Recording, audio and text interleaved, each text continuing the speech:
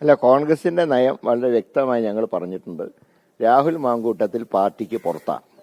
ആ രാഹുൽ മാങ്കൂട്ടത്തിനെ അനുകൂലിച്ച് ആരെങ്കിലും എന്തെങ്കിലും പറഞ്ഞാൽ അതിൻ്റെ നിയമ നടപടികൾ അവർ തന്നെ നേരിടേണ്ടി വരും.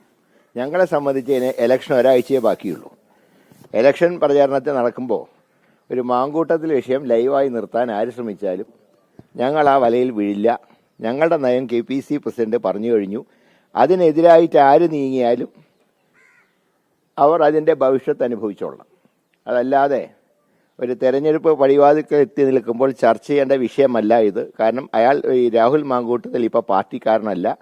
അതുകൊണ്ട് തന്നെ രാഹുലിൻ്റെ കാര്യത്തിലുള്ള ഒരു കാര്യങ്ങൾക്കും ഇനി പാർട്ടിക്ക് അഭിപ്രായം പറയേണ്ട കാര്യമില്ല. അത് വളരെ വ്യക്തമായി KPC പ്രസിഡന്റ് പറഞ്ഞിട്ടുണ്ട്.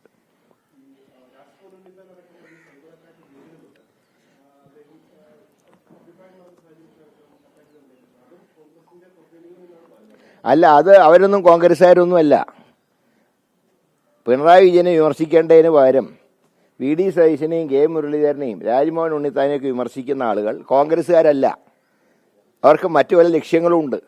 ഇന്നലെ ഒരാളെ പൊക്കിയിട്ടുണ്ടല്ലോ, ഒരു യൂട്യൂബുകാരനെ. ഇങ്ങനെയുള്ള കുറേ ആൾക്കാർ ഇറങ്ങിയിട്ടുണ്ട്.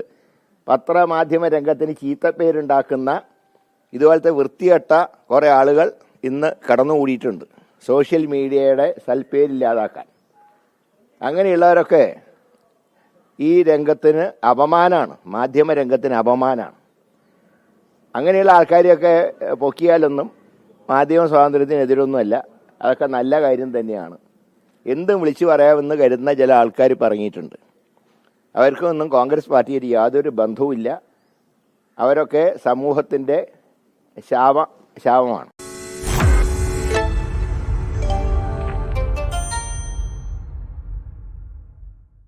ലോകത്തെവിടെയായാലും ഏത് സമയത്തും 24 വാർത്തകളും ഓഗ്മെന്റഡ് റിയാലിറ്റി പാക്കേജുകളും എക്സ്പ്ലെയിനറുകളും വിശദമായി കാണാൻ ഞങ്ങളുടെ YouTube ചാനൽ നിങ്ങൾക്ക് സബ്സ്ക്രൈബ് ചെയ്യാം.